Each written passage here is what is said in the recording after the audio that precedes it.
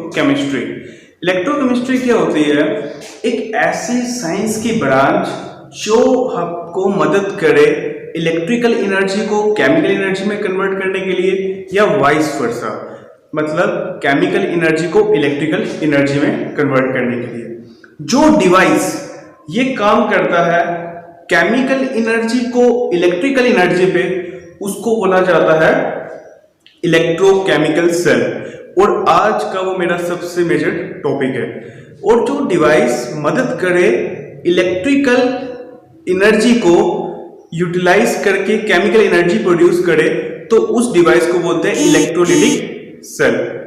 मेरा काम आज का इलेक्ट्रोकेमिकल सेल है, तो उसके बाद नेक्स्ट इलेक्ट्रोलिटिक सेल।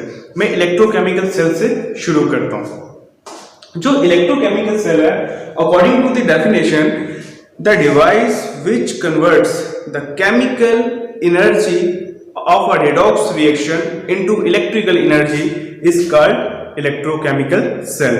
और इस इलेक्ट्रोकेमिकल सेल की जो सबसे इंपॉर्टेंट एग्जांपल है वो है डैनियल सेल। डैनियल सेल जो है वो कंसिस्ट हुआ है 2 बीकर से, ठीक है, जिसमें सेपरेटली रिडॉक्स रिएक्शंस हो रही है। उन बीकर्स को कनेक्ट किया हुआ है, ठीक है, इलेक्ट्रॉनिकली थ्रू वायर से और साल्ट ब्रिज से। जो साल्ट ब्रिज है वो क्या है, हाफ सेल्स क्या है इस इलेक्ट्रोकेमिकल सेल, ये डैनियल सेल के अंदर, तो वो मुझे आज डिस्कस करने हैं। तो इलेक्ट्रोकेमिकल सेल मैं आपसे डिस्कस करता हूं।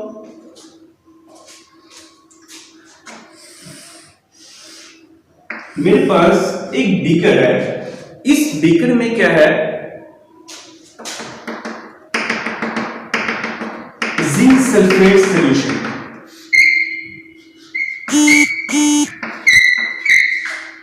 मेरे पास एक बीकर है, उस बीकर में जिंक सल्फेट सॉल्यूशन है और उस सॉल्यूशन पे मैंने इमर्स की हुई है जिंक मेटल की रॉड।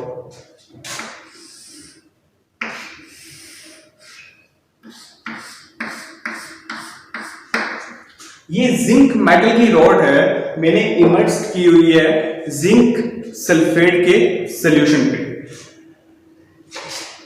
इस चीज को बोलते हैं हाफ ऑक्सीडेशन सेल।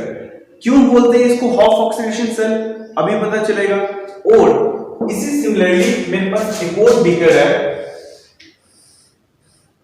उस बीकर के अंदर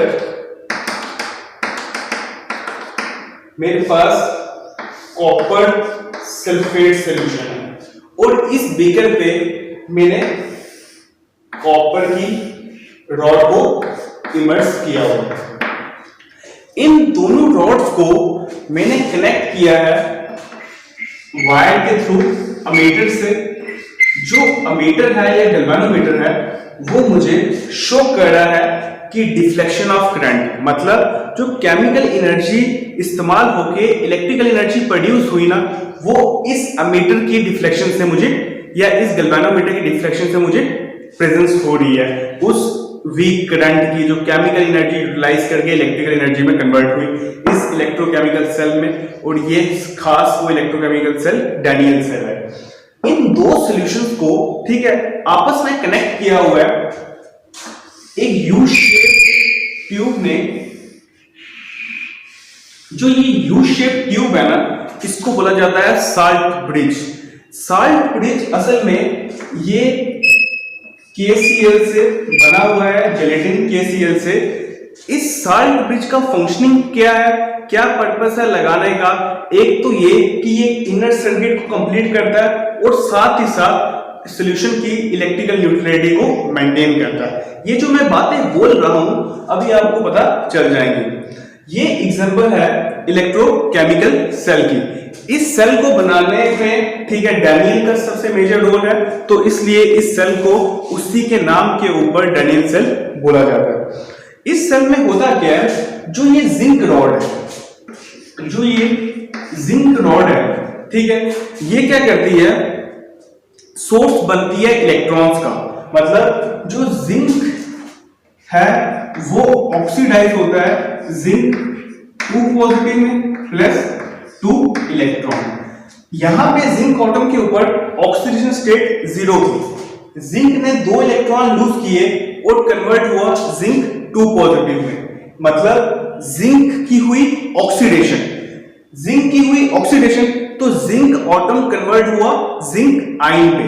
जो जिंक आयन है ना, इस मेटल पे जो प्रेजेंट था जिंक एटम से जिंक आयन में जो कन्वर्ट हुआ, वो जिंक आयन इस मेटल की रॉड से, ठीक है, फ्लो हो गया सॉल्यूशन में। जिंक मेटल है, ठीक है, वो जो ये जिंक इलेक्ट्रोड है, इसमें जिंक एटम्स है, वो आयंस में कन्वर्ट हो रहे हैं कंटिन्यूसली, और जिसके रिजल्ट से ये इलेक्ट्रोड आस्ता करके थिन होती जा रही है, और वो सारे के सारे जिंक आयंस, ठीक है, इस सॉल्यूशन में एड अप होते जा रहे हैं। जिंक इलेक्ट्रोड की जो थिकनेस है वो बढ़ती जा रही है। अब जिंक एटम जिंक आयन में कन्वर्ट हुआ और वो इलेक्ट्रॉन्स प्रोड्यूस हुए। जो ये इलेक्ट्रॉन्स है ना, इस इलेक्ट्रोड के ऊपर प्रेजेंट है, और ये इलेक्ट्रॉन्स, ठीक है, इस वायर के थ्रू फ्लो करेंगे यहां से। जो इलेक्ट्रोकेमिकल सेल है ना, उसमें एक अजम्पशन मानी जाती है, वो ये है कि जो इलेक्ट्रॉन रिच स्पीशीज को रिप्रेजेंट कर रही है इलेक्ट्रोड, उसको माना जाता है सोर्स ऑफ इलेक्ट्रॉन्स, और उसको बताने के लिए, ठीक है, हम नेगेटिव चार्ज रिप्रेजेंट करते हैं। मतलब ये जो है, इसको नेगेटिव चार्ज से रिप्रेजेंट किया जाता है, और यहां पे ये नेगेटिव, ये इलेक्ट्रोड रिप्रेजेंट हो रही है एज एनोड। अब होता क्या है, जो ये इलेक्ट्रॉन्स है ना, वो यहां पे पहुंचते हैं जब, तो इस कॉपर रॉड में इलेक्ट्रॉन्स आ जाते हैं। तो जो कॉपर आयंस है, ठीक है, कॉपर सल्फेट से जो कॉपर आयंस प्रोड्यूस हुए हैं, वो कॉपर आयंस उन इलेक्ट्रॉन्स को एक्सेप्ट करते हैं और कन्वर्ट होते हैं मेटल कॉपर एटम पे। जो इस सॉल्यूशन के अंदर कॉपर आयंस है, ठीक है, जो कॉपर सल्फेट से प्रोड्यूस हुए हैं, वो आयंस, ठीक है, जो उधर से इलेक्ट्रॉन घूम के आए, वो इलेक्ट्रॉन जब कॉपर इलेक्ट्रोड में पहुंचे, तो सॉल्यूशन के कॉपर आयंस ने उन इलेक्ट्रॉन्स को एक्सेप्ट किया, तो प्रोड्यूस हुआ मेटालिक कॉपर। और जो मेटालिक कॉपर है वो सॉलिड है, और इस इलेक्ट्रोड के ऊपर डिपॉजिट शुरू होना जाएगा। मतलब आपको टाइम के साथ ये बात पता चलेगी कि जो ये वाली रॉड है, ठीक है, ये इसका जो साइज है वो घटता जा रहा है, कंटिन्यूसली डिप्लीशन होती जा रही है जिंक इलेक्ट्रोड की। ऑन दी अदर हैंड, जो कॉपर इलेक्ट्रोड है वो कंटिन्यूसली थिक होती जा रही है, उसमें कॉपर आयंस कॉपर में कन्वर्ट होके, मेटालिक कॉपर में कन्वर्ट होके उसके ऊपर बढ़ते जा रहे हैं। मतलब ये इलेक्ट्रोड में कॉपर इनरिच होता जा रहा है, और इस सॉल्यूशन में जिंक आयंस इनरिच्ड होते जा रहे हैं। अब देखो हुआ क्या, इस सॉल्यूशन में क्या चीज इंक्रीज हो रही है, एक्सेस जिंक 2 पॉजिटिव हो गया, इसमें एक्सेस जिंक 2 पॉजिटिव हो गया। मतलब इस सॉल्यूशन पे जो जिंक आयन है ना, उसकी जिंक आयन की कंसंट्रेशन बढ़ रही है बहुत ज्यादा। जिंक आयन की कंसंट्रेशन बढ़ने का मतलब पॉजिटिव चार्ज बढ़ रहा है। पहले ये सॉल्यूशन इलेक्ट्रिकली न्यूट्रल था, अब इस सॉल्यूशन के अंदर जिंक आयंस एक्सेस में हो रहे हैं, और वो जिंक आयन एक्सेस हो रहे हैं, और वो एक्सेस होने के कारण जो जिंक, ये वाली जो इलेक्ट्रोड है जिंक की, वो फर्दर ऑक्सीडाइज नहीं हो पा रही, तो सेल अपना फंक्शन करना बंद करने शुरू हो रहा है। तो इस बात को एक, और दूसरी बात ये, इस सॉल्यूशन के अंदर, ठीक है, जो कॉपर 2 पॉजिटिव है ना, ठीक है, कॉपर 2 पॉजिटिव है, उसकी जो कंसंट्रेशन है वो डिक्रीज हो रही है। डिक्रीज का मतलब सल्फेट आयन की कंसंट्रेशन इंक्रीज हो रही है। तो ये जो कॉपर सल्फेट की कंसंट्रेशन डिक्रीज होना, in other words negative ion की कंसंट्रेशन इंक्रीज होना, तो ये सॉल्यूशन में, ठीक है, नेगेटिव एक्सेस हो रहा है, इस सॉल्यूशन में पॉजिटिव एक्सेस हो रहा है। तो इन बातों को बैलेंस करने के लिए, इस पॉजिटिव को नेगेटिव से बैलेंस करने के लिए और उस नेगेटिव को पॉजिटिव से बैलेंस करने के लिए, जो साल्ट ब्रिज है ना KCl, उसमें हमने इनर्ट इलेक्ट्रोड इस्तेमाल की, इलेक्ट्रोलाइट इस्तेमाल किया। इनर्ट इलेक्ट्रोलाइट का मतलब कि वो जो K पॉजिटिव है, ठीक है, वो जो सॉल्यूशन में आयंस है, copper ion, zinc ions, copper metal, zinc metal, ठीक है, उनके साथ अनरिएक्टिव इन नेचर है। तो K पॉजिटिव साल्ट ब्रिज से, ठीक है, मूव करेगा इस तरफ, और Cl नेगेटिव साल्ट ब्रिज का मूव करेगा इस बीकर में, जिसके रिजल्ट से क्या होगा, यहां पे नेगेटिव बढ़ेगा तो वो नेगेटिव उस पॉजिटिव को न्यूट्रलाइज करेगा और इलेक्ट्रिकली न्यूट्रल मेंटेन करेगा सॉल्यूशन। सिमिलरली जो K पॉजिटिव है वो यहाँ पे एक्सेस होगा, वो नेगेटिव को न्यूट्रलाइज करेगा और वो उसके रिजल्ट से क्या होगा, जो सॉल्यूशन में ठीक है एक्सेस नेगेटिव इंक्रीज हो गया था ना, वो बात खत्म हो जाएगी। This is all about electrochemical cell.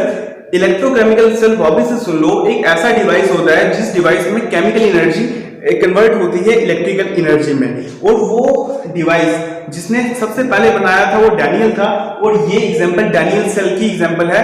इसकी अवलार रिएक्शन ये है कि ये स्पीशीज यहाँ पे ऑक्सीडेशन हो रही है, इसलिए इसको एनोड बोला गया, लेकिन जो एनोड है उसको इस कन्वेंशन से लिया गया कि उसमें एक्सेस नेगेटिव है, तो इसलिए उसके ऊपर नेगेटिव चार्ज से रिप्रेजेंटेशन दी गई।